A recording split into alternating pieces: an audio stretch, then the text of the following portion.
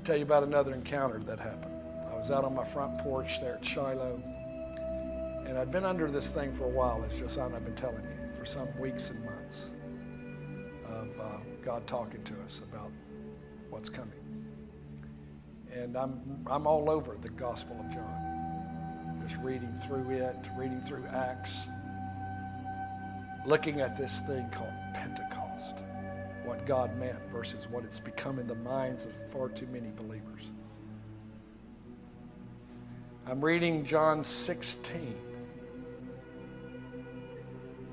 And as I'm reading, my eyes coming down the page, it lights upon John 16, 20 and 21. And I read it. When a woman is in travail, and I never get past that verse. When the Lord, I'm not talking about a vision, the Lord appeared right in front of me.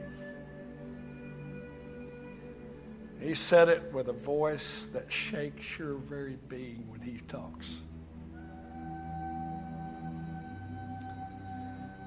He said this to us. He said, I am inviting you as a people into my burden and into travail until Pentecost goes to the end of the earth again. I'm inviting you to my burden.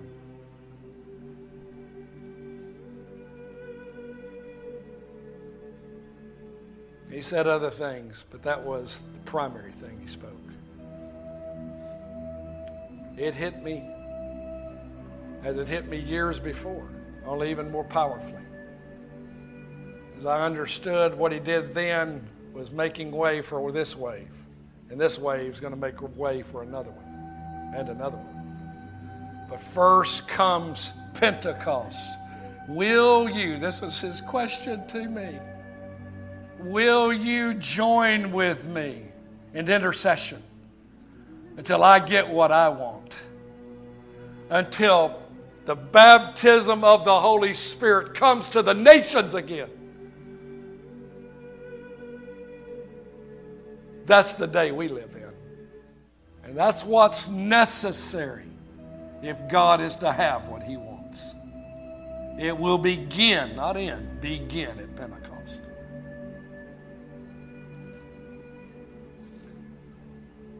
I'll just stop reading. I'll read it another time. Just stand. I want us to just put our hands on our hearts for a moment. We want that burden. You know, travail is centered around a burden. Travail without a burden is not useful to God. Travail is directly related to the burden. Where is the need for brokenness? Just I hit it this morning. Brokenness is about the wineskin I am. Brokenness is a necessity. As just I said, to the measure of my brokenness will be the measure of his infilling. Also, the measure of my brokenness will be the measure of his effectiveness. He would break us as a wineskin. Unto what purpose? To give us an entirely different wineskin with an entirely different wine. That's the good news. Don't take the downside of it, take the upward. This will give way to something higher. And this will then give way to something more of him, and more of him, and more of him. He is recovering himself in his people. He is offering you, I was sent here to say it to you. He is offering you participation, a direct invitation to participate with him. Listen to this, into a biblical, that's right, biblical purpose. An end of time purpose. He is inviting us to participate in intercession and in the reality of that outpouring both.